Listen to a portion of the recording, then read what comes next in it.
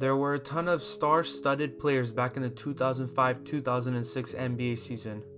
You had players like Tim Duncan and Tony Parker as a dynamic duo on the Spurs, Allen Iverson shifting even the best defenders, LeBron going into his third season, Kobe in the middle of his prime, and Nash dropping dimes left and right.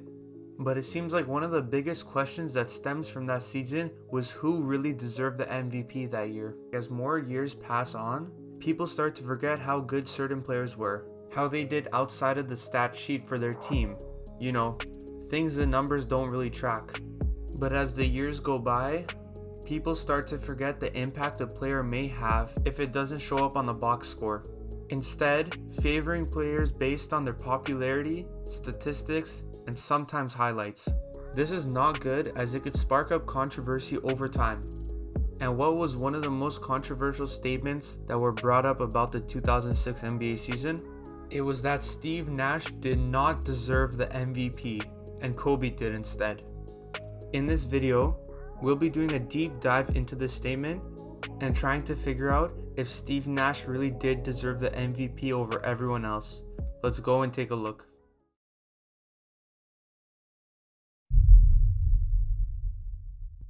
Firstly, we'll have a look at the voting results. Steve Nash obviously finished in first place with 924 votes, crowning him the MVP of the league. He won the award by a landslide. LeBron came in second with only 688 points. Dirk Nowitzki finished in third with 544 points, and Kobe was right behind him with 483. If you're wondering, 1,250 points is the maximum one player can get.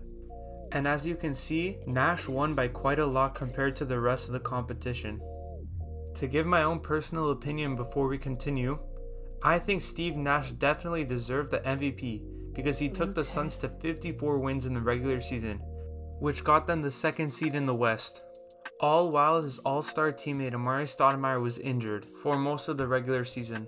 Steve Nash also led the league in assists, averaging 10.8 assists per game. He was also a part of the 50-40-90 club that season, meaning he had an average field goal percentage of at least 50, an average three-point percentage of at least 40, and shot at least 90% from the free throw line.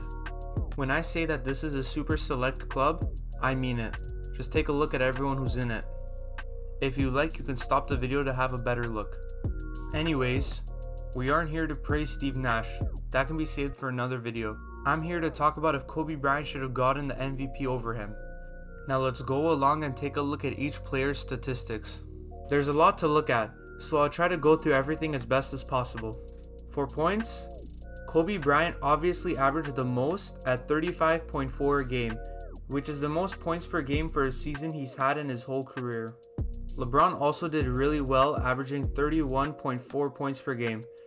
Dirk was in the middle, and Nash didn't do so well. He only averaged 18.8 points per game, which can be underwhelming when you think of MVP standards.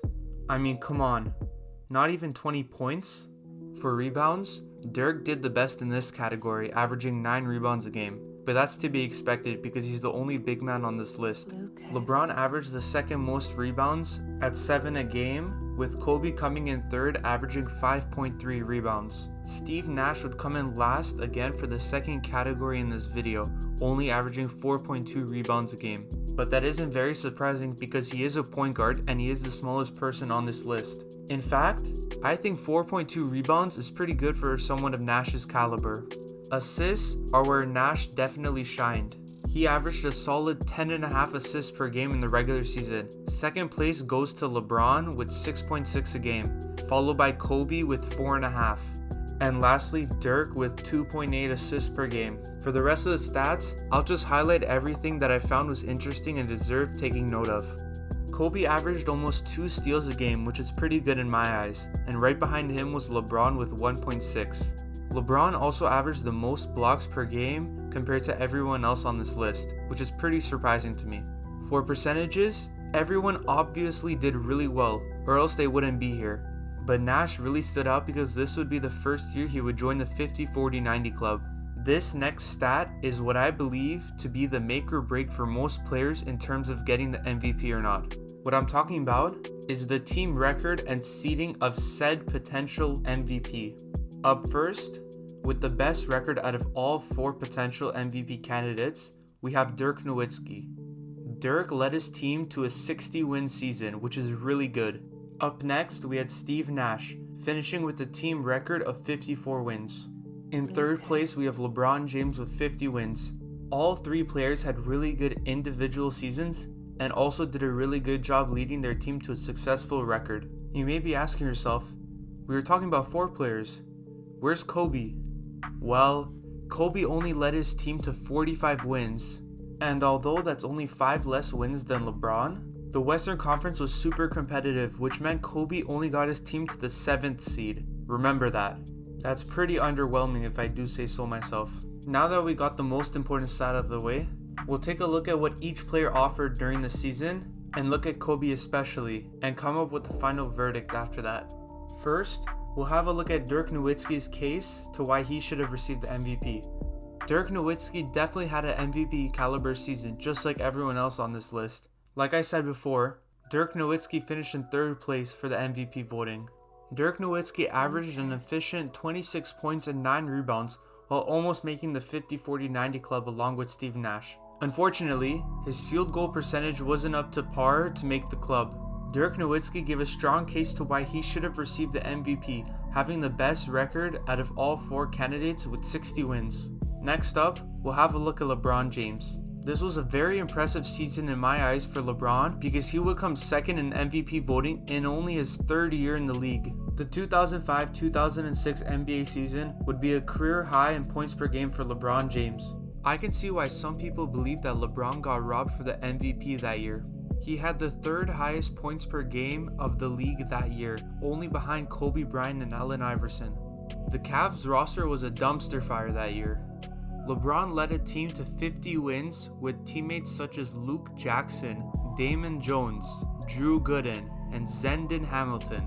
You'd be lying to me if you said that you actually knew who these players were if you weren't a Cavs fan. LeBron would take this team to the 4th seed in the East. Now lastly, Kobe Bryant, the man of the hour. Kobe Bryant had a legendary season. This was the peak of his prime, consistently dropping 35 points a night. It's a shame that his prime wasn't well spent because his team wasn't successful at all. He had to carry the Laker team that consisted of Kwame Brown, Luke Walton, Brian Cook, and Van Wafer to 45 wins and barely making the playoffs as the 7th seed in the West. I can say with certainty that if Kobe Bryant wasn't on the roster, the Lakers would have been dead last in the West. The thing that kept Kobe Bryant from winning MVP that year, even though he had an amazing statistical season, was obviously the team success. Team success is what determines who the MVP is.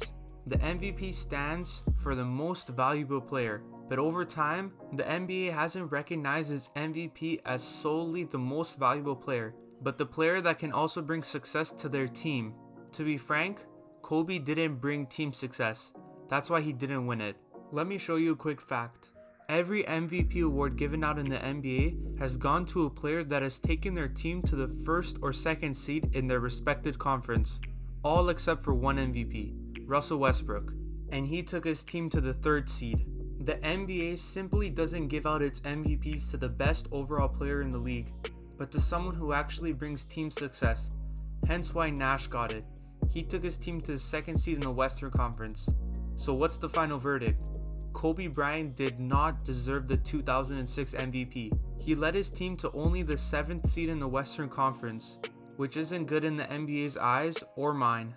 People's visions of greatness get obscured over time, and some NBA fans forget how good and dominant certain players were in the league. Nash falls into the category of forgotten greatness. He was a beast. He didn't have his 2nd best player on his team for most of the season, and he still got them to the 2nd seed.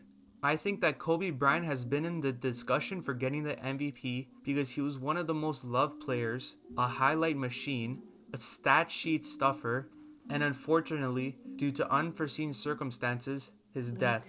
It's a shame that we lost one of the greatest players the NBA has ever seen due to such a horrific accident, but we shouldn't let that mess up our images of other NBA players. Now it's your turn.